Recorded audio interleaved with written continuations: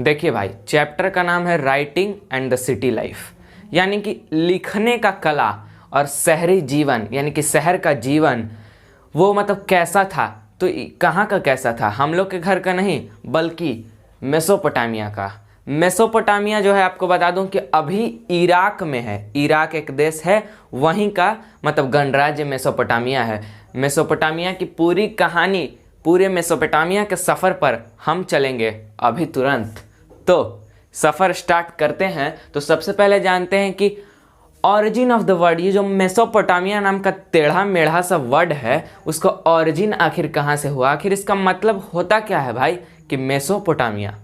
तो जानिए कि मेसो का मतलब होता है मिडिल और पोटामस का मतलब होता है रिवर, यानी कि a land between middle river. मतलब कि समझिए कि ये ग्रीक वर्ड है, यानी कि मेसोट का मतलब मिडिल और पोटामस का मतलब रिवर। जो मेसोपोटामिया शहर है वो मिडिल में है, दो रिवर के मिडिल में, यानी कि इधर से भी एक नदी गुजर रही है, इधर से भी एक नदी गुजर रही है, और बीच में है मेसोपोटामिया।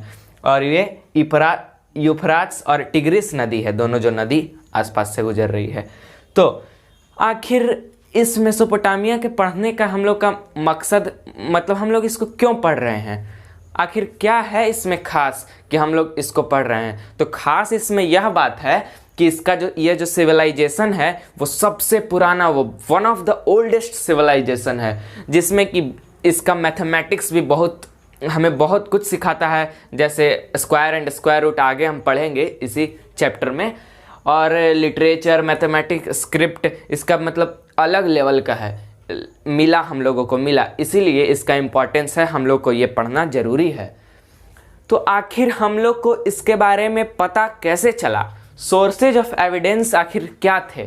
तो सोर्सेज ऑफ एविडेंस थे क्ले, टेम्पल, बहुत सारी मुहरें मिली, और एनिमल के स्कल्पचर, मूर्तियाँ मिली, और स्केलेटन मिला, और मतलब सिटी का स्ट्रक्चर मिला, खुदाई किया गया तो देखा गया कि अरे एकदम रूम का डिज़ाइन बनाया हुआ है, अरे ये तो एकदम स्नानागार जैसा डिज़ाइन है, नहाने वाला एकदम लेक है, वाह भाई।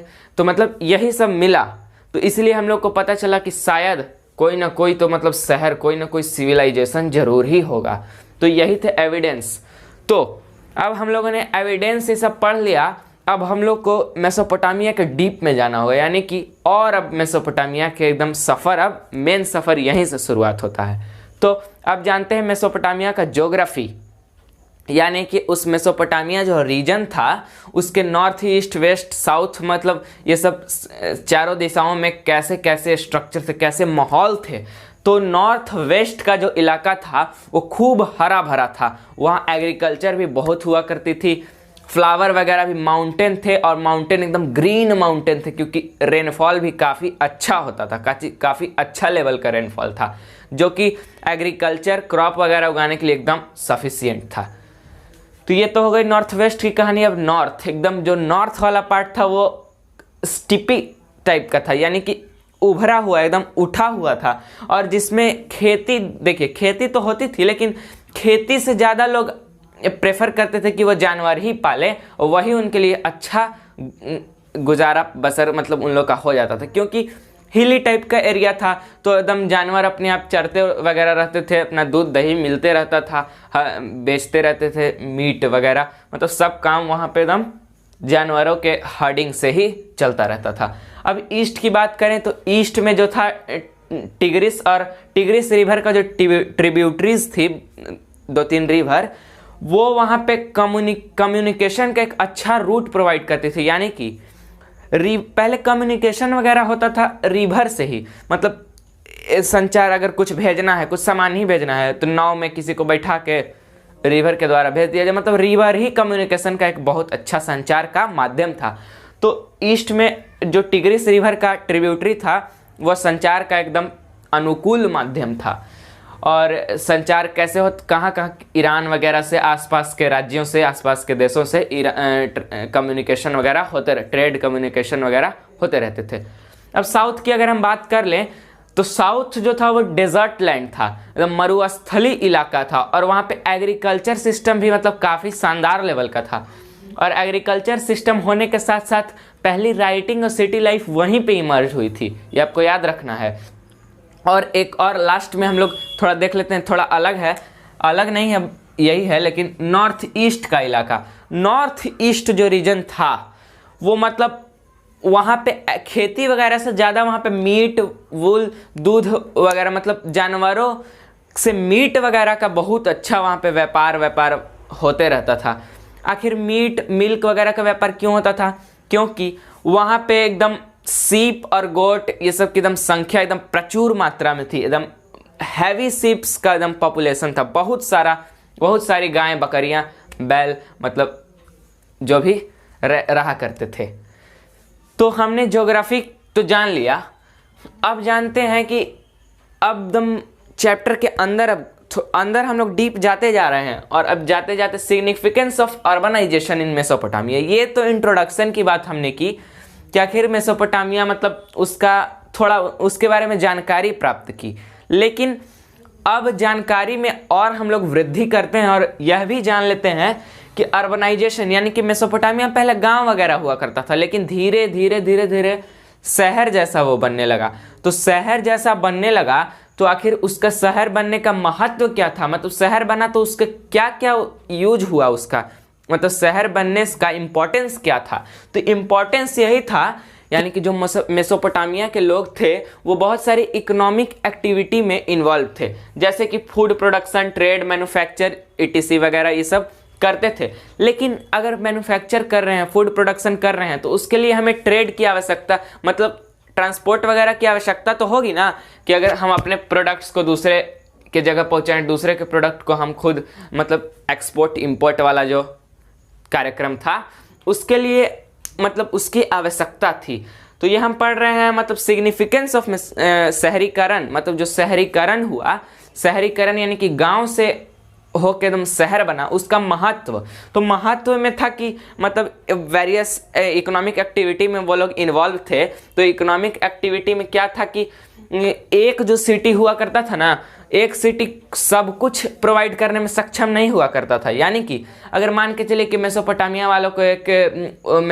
वाले कारीगरों को अंगूठी बनानी है, तो वो कॉपर वगैरह का तो यूज कर लेंगे, लेकिन उसमें जो मोती होगी उसको कहाँ से लाएंगे? यानी कि सब चीज़ वो एक जगह नहीं उनके पास होती थी, यानी कि कुछ चीज़ के लिए वो दूसरे शहरों से भी डिपेंड हुआ करते थे। तो अगर डिपेंड होंगे तो आखिर दूसरे शहर से सामान लेना ही पड़ेगा।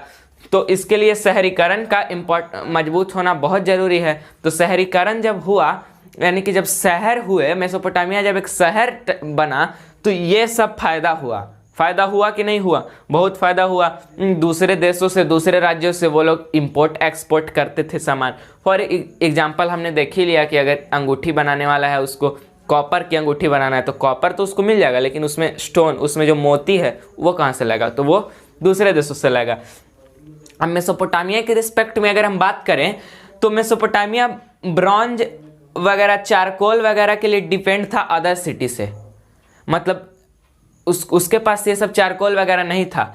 और वो डिलीवरी करता था ग्रेन का, मतलब ग्रेन का डिलीवरी करता था विलेज टू सिटी। मतलब ये सब अर्बनाइजेशन के मजबूत होने से ये फायदा हुआ। तो अर्बनाइजेशन जब मजबूत हुआ यानी कि शहरीकरण हुआ, जब शहर बना तो आखिर तो गुड्स का आदान प्रदान हुआ, एक देश से दूसरे देश में सामान जाने लगे। तो वही हम पढ़ रहे हैं कि movement of goods into cities, मतलब कि सामान शहर में जाने लगे, गांव में आने लगे, गांव में जाने लगे, शहर में आने लगे, एक्सचेंज होने लगा। तो food resources were abundant but lack of stone wood metal. ये हम मेसोपोटामिया के बारे में देख रहे हैं कि वहाँ का फूड, खाने का व्यवस्था वहाँ एकदम खूब था, कि मतलब क्रॉप वगैरह एकदम खूब है, लेकिन स्टोन वगैरह उनके पास नहीं था। उसके लिए वो लोग अलग देशों से निर्भर रहते थे।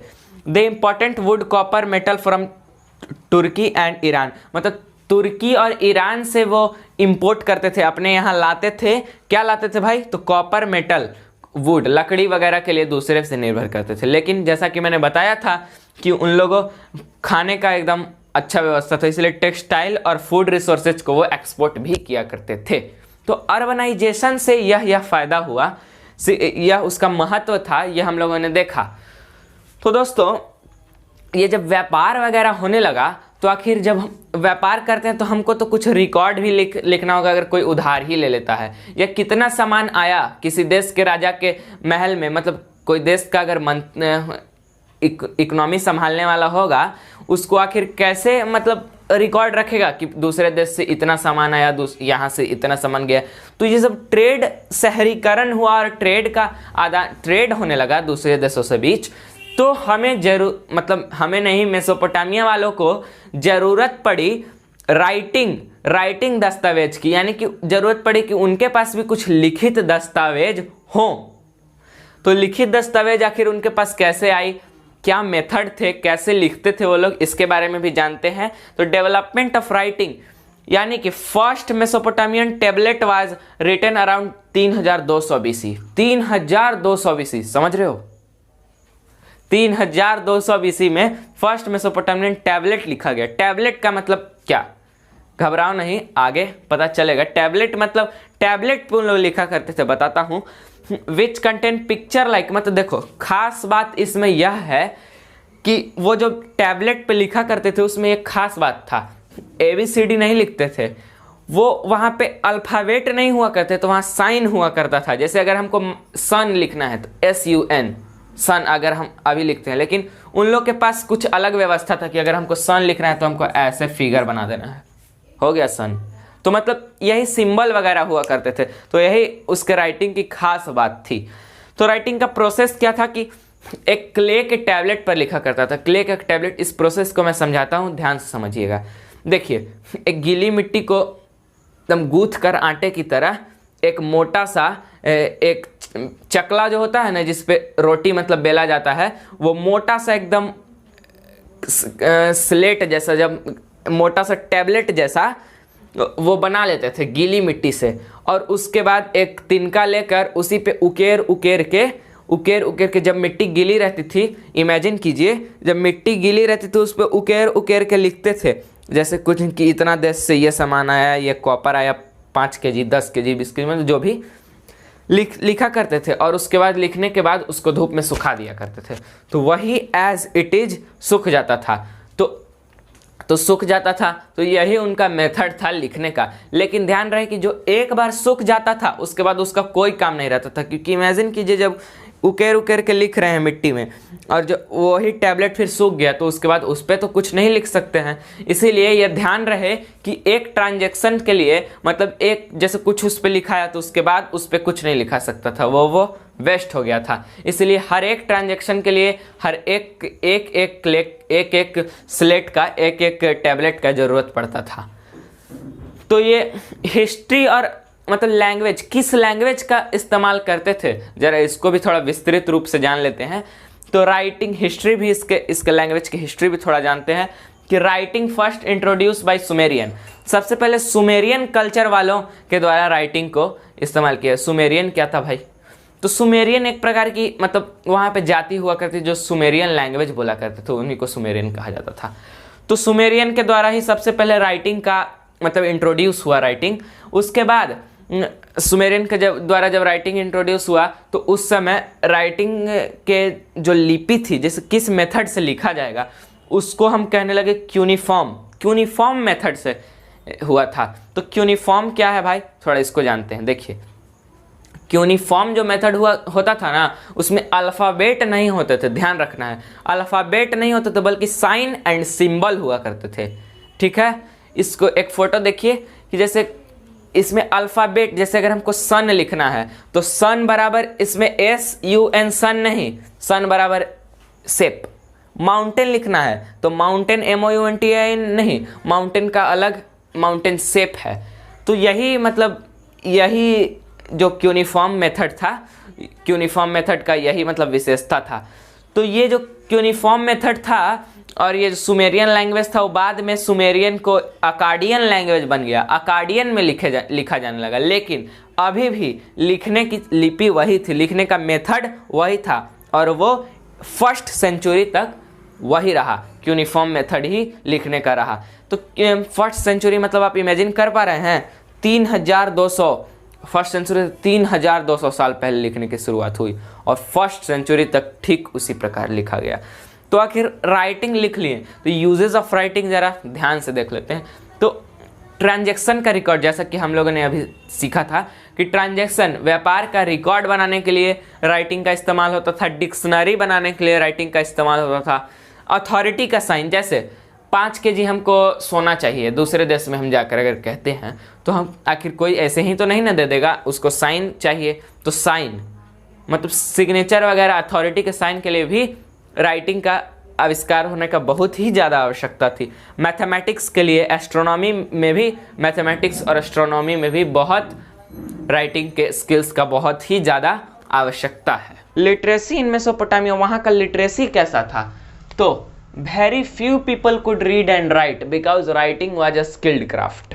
देखिए, मेसोपोटामिया में बहुत ही कम लोग लिख और पढ़ सकते थे, क्योंकि लिखना बहुत कठिन था। मतलब जो लिख सकता था उसको माना जाता था कि हाँ बहुत मतलब टैलेंटेड है। क्यों कठिन था भाई?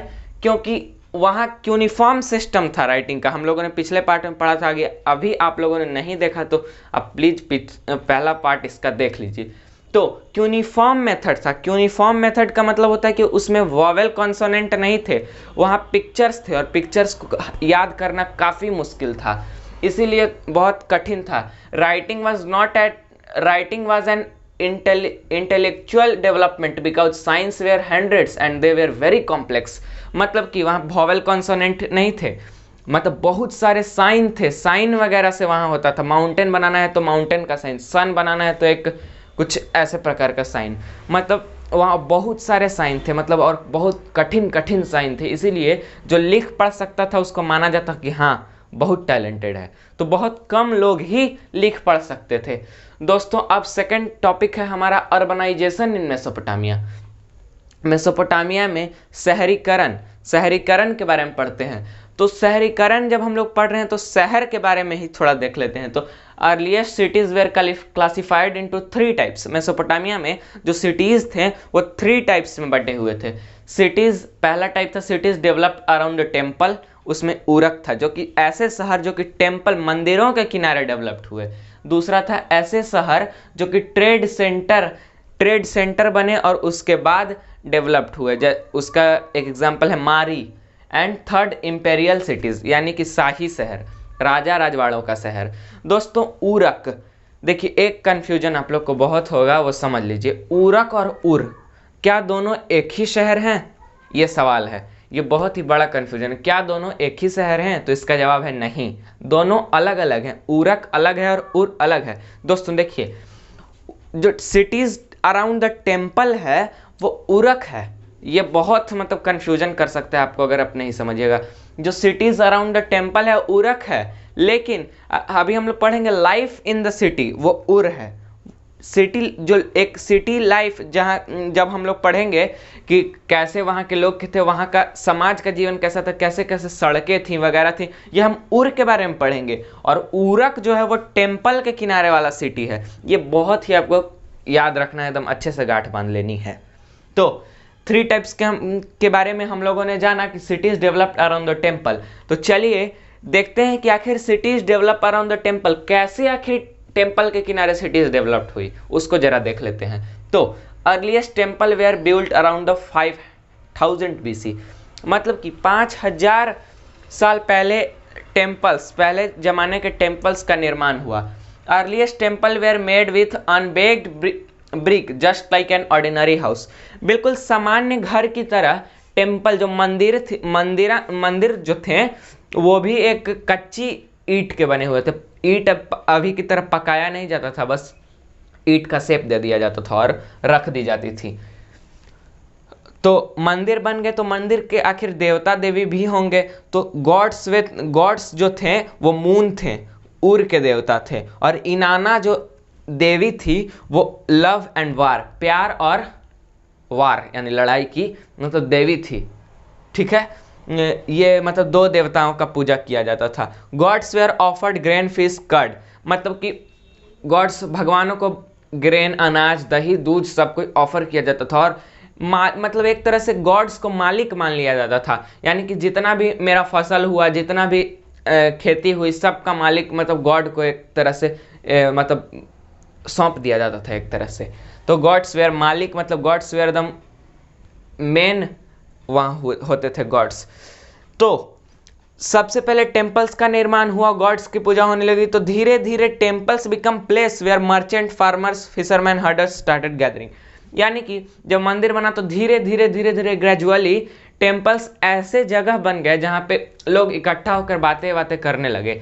तो मर्चेंट्स वगैरह ये सब इकट्ठा हुए और ट्रेड का मतलब स्टार्ट यहाँ से धीरे धीरे आप यह कह सकते हैं कि होने लगा। This led to the temple becoming main urban institution.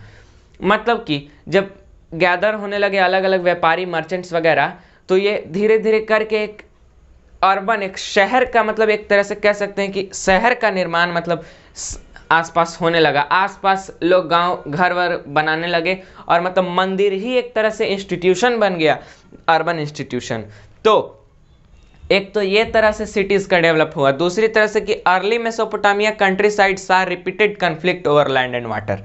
एक तो मंदिर के कारण, मंदिर के आसपास हुआ इसके कारण, मर्चेंट्स वगैरह के कारण। दूसरा कि बराबर वहाँ युद्ध होते रहता था। क्यों युद्ध होता था? लैंड और वाटर, ये पानी, ये कुआं मेरा है, ये नदी, इतना जमीन मेरा है, इसके लिए लोग कन्फ्लिक्ट करते रहते थे, युद्ध करते रहते थे। Later temple what beautify with the war booty and chips were offer precious booty of goods. मतलब कि देखिए, जब लड़ाई होते रहता था, लड़ाई होते होते कन्फ्लिक्ट जो हुआ, कन्फ्लिक्ट होते होते लोग लड़ने आने लगे। टेम्पल्स ही एक तरह से मतलब बन गया एक केंद्र, और आसपास मतलब लोग अब टेम्पल ही के किनारे रहना शुरू कर दिए। और जीतने के बाद, हारने के बाद जितना टेम्पल का लूट लिया जाता था और फिर अपने अपने टेम्पल को सजा दिया जाता था। फॉर एग्जाम्पल, अगर दो कोई लड़ रहे हैं तो इधर के टेम्पल से लूट कर अपने टेम्पल को सजा देता था, अपने टेम्पल से मतलब दूसरे देश के टेम्पल से लूट कर और अपने देश के टेम्पल, अपने मंदिर को सजा दिया जाता था। एक तरह से टेम्पल केंद्र बन चुका था। तो people were working for temple, they were paid rations rather than money. मतलब कि आखिर टेम्पल बनाने में जो मजदूर काम करते थे उनको राशन नहीं, मनी नहीं बल्कि राशन दिया जाता था। वह पैसे उनको नहीं मिलते थे बल्कि उनको राशन ही दे दिया जाता था कि लाओ इतना खाना, दाल ले जाओ, चावल ले जाओ, खाना। और लास्ट पॉइंट है, सिटी ऑफ उर was the one of the earliest temple city. जो उरक जो सिटी था वो one of the earliest cities around the temple था, जैसा कि हम लोगों ने देखा था। तो अब हम पढ़ लेते हैं life in the city of उर।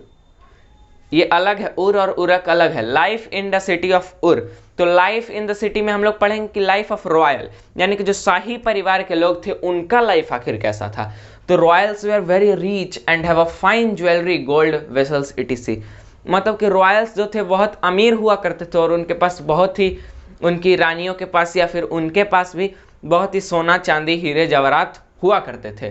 Kings were buried with the enormous wealth and gold. मतलब कि जब राजा की मृत्यु होती थी तो राजा को जलाया जाता था, उसके साथ बहुत सारा गोल्ड, बहुत सारा हीरा, सोना, मतलब अलग अलग महंगे महंगे वस्तुएं उनको रख के, खाने पीने का सामान रख के उनको जलाया जाता था। अब देखते हैं लाइफ ऑफ ऑर्डिनरी पीपल, यानी सामान्य जो पीपल थे, आम नागरिक जो था, उनका जीवन कैसा था, उनकी लाइफ कैसी थी। तो ऑर्डिनरी पीपल में न्यूक्लियर फैमिली वेयर नॉर्म, वहाँ एकल परिवार रहता था, यानी कि चाचा, भाई, भतीजा, ताऊ, ये सब एक साथ नहीं रहा करते थे, बस एकल परिवार, पति, पत्नी, बच्चे। लेकिन हाँ, इसके साथ साथ था कि जो एल्डर था, जो पिता का पिता था, जो दादा हुआ करता था, ये दादाजी हुआ करते थे, वो उस घर के मालिक हुआ करते थे। था एकल परिवार लेकिन घर के मालिक दादाजी हुआ करते थे।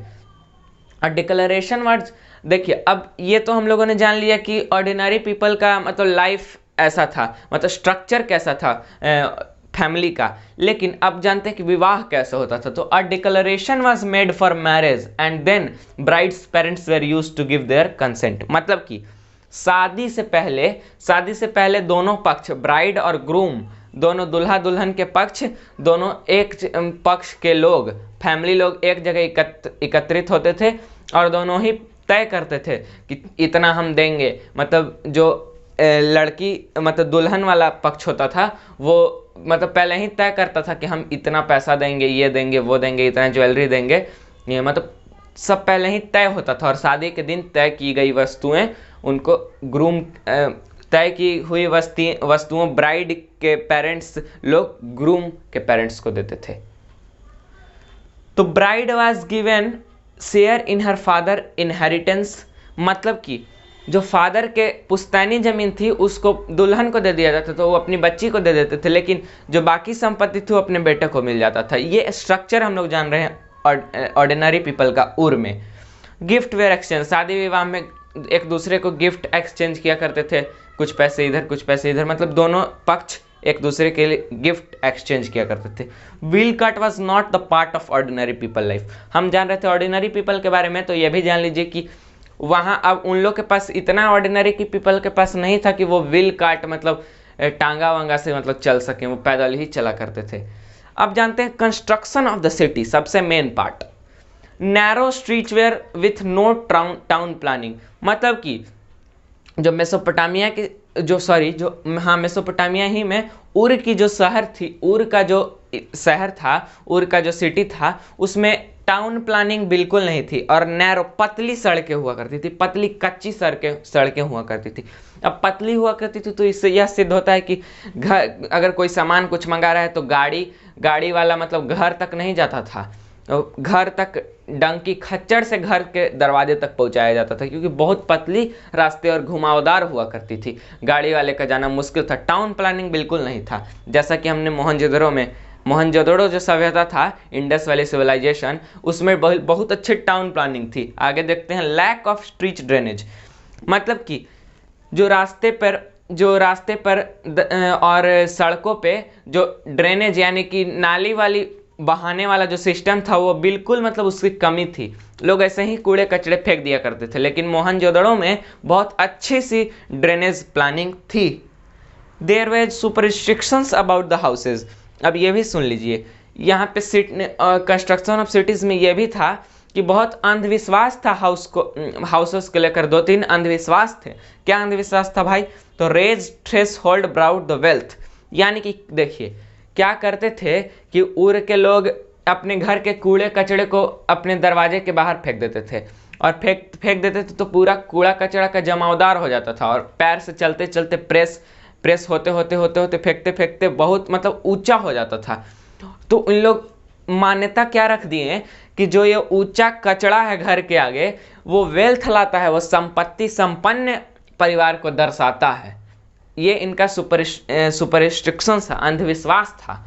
और क्या इनका अंधविश्वास था कि a front door that did not open towards the another house was lucky, मतलब कि किसी भी आदमी का डोर किसी और दूसरे आदमी के डोर के सामने यदि ना खुले तो वो आदमी लकी है। ये मतलब अपनी प्राइवेसी को बचाने के लिए वो एक अंधविश्वास से जोड़ दिए। Light in the room not come from the window but from the door that was in the courtyard, मतलब कि खिड़की से सूरज की धूप नहीं आती थी या लाइट नहीं आती थी, वो बल्कि दरवाजे से आती थी, और ऐसा दरवाजा था जो कि अंदर के आंगन में खुला करता था। आप समझ सकते हो कि ये एक अपनी प्राइवेसी रखने के लिए शायद ये किया जाता होगा कि कोई मेरे घर के बारे में कुछ जान ना सके।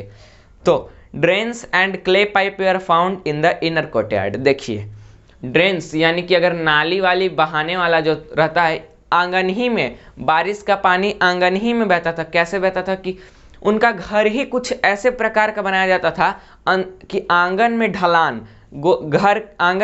हुआ करता था, और जब भी बारिश होती थी तो सारा पानी आंगन ही में चला जाता था, और आंगन ही के सहारे जमीन के अंदर एक पाइप के द्वारा। देखिए ये अच्छी बात भी हो सकती है। कैसे अच्छी बात भी हो सकती है कि शायद इसलिए वो करते होंगे कि बारिश के समय घर के बाहर मड्डी ना हो जाए। जैसे कि देखिए यहाँ उर में तो उतना पक्की सड़कें नहीं थी, लेकिन यदि अगर बारिश का पानी बाहर जाता, बाहर की ओर ढलान रहता, तो पूरा कचड़ा हो जाता, और कचड़ा हो जाता तो कोई काम इन लोग का बरसात के दिनों में अच्छे से नहीं हो पाता। तो ये एक अच्छी मतलब पहल कह सकते हैं कि उन लोग ने की थी कि अंदर अपने घर के अंदर ही आंगन के द्वारा ही पानी की निकासी कर दिया करते थे।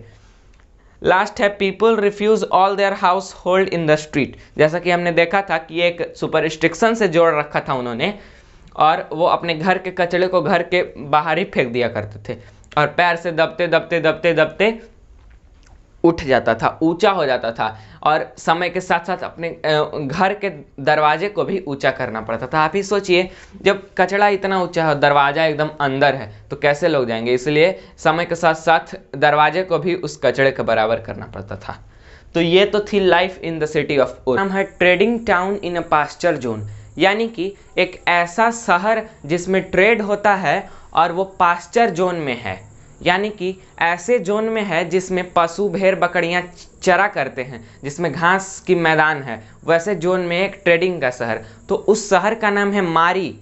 तो इस पूरे टॉपिक में मारी के बारे में हम लोग पढ़ेंगे। मारी एक ऐसा शहर था जो कि पास्चर जोन में था, यानी कि उस जोन में भेड़ बकरियां चरा करते थे, और उसके साथ साथ वो भेड़ बकरियां को चरने के स्थान के साथ साथ वो धीरे धीरे एक ट्रेडिंग टाउन के रूप में उभर कर सामने निकला, यानी कि वहाँ व्यापार होने लगे। तो हम इसमें यही देखेंगे कि चरवाहों का इलाका आखिर कैसे ट्रेडिंग टाउन में बदल गया। तो चलिए इंट्रोडक्शन इसके बारे में थोड़ा जानते हैं। After 2000 BC the royal city मारी फ्लोरिश्ड, यानी कि 2000 BC के दौरान ये मारी शहर का रॉयल सिटी उभर कर आया। तो मारी का लोकेशन ये था कि मारी was located on the up stream of Euphrates river, यानी कि यूफ्रेट्स जो नदी था साउथर्न मेसोपोटामिया में, उसी के अप स्ट्रीम यानी कि धारा के विपरीत में मारी जो कि शहर बसा हुआ था। ये मारी शहर जो था एग्रीकल्चर और एनिमल रियरिंग के लिए यहाँ पे, मतलब एग्रीकल्चर और एनिमल रियरिंग, पशुपालन और एग्रीकल्चर यहाँ पे अच्छे खासे पैमाने पर हुआ करता था। Most of the reason was use for pasturing sheep and goat. जैसा कि हम लोगों ने अभी देखा कि ज़्यादातर इलाका वहाँ पे पास्चर लैंड था, यानी घास का मैदान था जिसमें लोग पशु और भेड़ बकरियाँ चरा करते थे। तो ये तो इंट्रोडक्शन हो गया, लेकिन अब ये जानते हैं कि आखिर वो चरवाहों का इलाका आखिर टाउन में कैसे बदल गया, कि आखिर वहाँ लोग व्यापार होने लगे, व्यापार करने लगे। तो क्या हुआ कि herders exchange animals, cheese, leather and meat in the return for metal tool etc with farmers. यानी कि देखिए, जैसा कि हमने बताया कि चरवाहों का इलाका था, तो क्या था कि दूर दूर से चरवाहे घास के मैदान खोजने के लिए आते थे, और ये तो मारी शहर घास का मैदान ही था। और चरवाहे आते थे और चरवाहे एनिमल, चीज, लेदर और मीट, ये सब टूल वगैरह, टूल, मेटल, ये सब फार्मर से एक्सचेंज करते थे।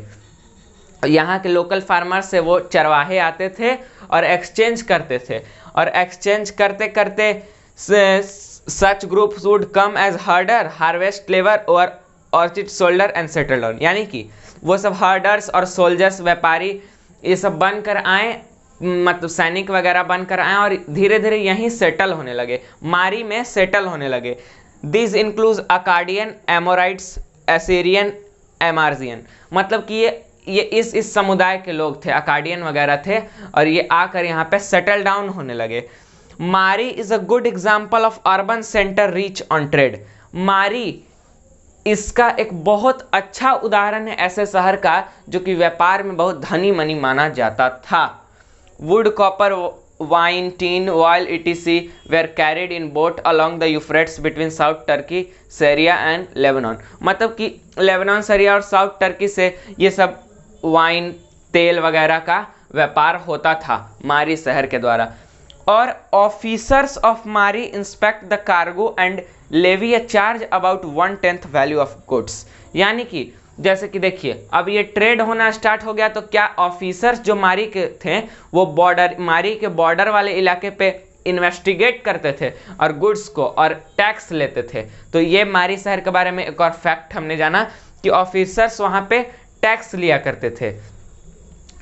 करते थे और व्यापार जो सामान होता था उसका 1/10% उसका टैक्स लिया करते थे।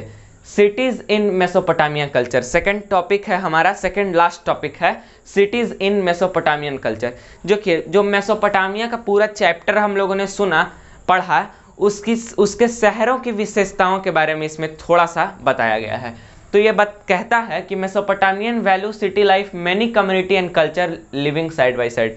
मेसोपोटामिया की यही एक खास बात थी कि उसमें बहुत कम्युनिटी के लोग, बहुत सारे कल्चरों के लोग एक साथ रहा करते थे। After cities were destroyed in war they recall their theme in poetry. यानी कि जब कोई शहर या कोई सैनिक जब वार में शहीद हो जाता था, कोई अच्छा व्यक्ति शहीद हो जाता था, तो उसको कविताओं और अथी के द्वारा, कविताओं और उसके बारे में महाकाव्य वगैरह लिखा जाता था। उसके द्वारा उसको बहुत मतलब उसको साबित किया जाता था कि वो अच्छा था, उसको याद किया जाता था। ऐसा ही एक एग्जाम्पल है एपिक ऑफ गिलगमेश, यानी कि गिलगमेश नाम का एक उरुक शहर हमने पढ़ा था, टेम्पल सिटी जो था, उरुक शहर का एक वहाँ पर का रूलर था और ग्रेट हीरो, उसको सब लोग हीरो मानते थे। और एक एग्जाम्पल है कि इसका इपिक महागाथा इसका एक लिखा गया कि कैसे वो हीरो था और कैसे उसका अंत हुआ, यानी कि उसके याद में एक मतलब ग्रंथ लिखा गया, एक महाकाव्य लिखा गया। तो ये तो पूरे मेसोपोटामियन कल्चर की सिटी की ये सब विशेषताएं थी।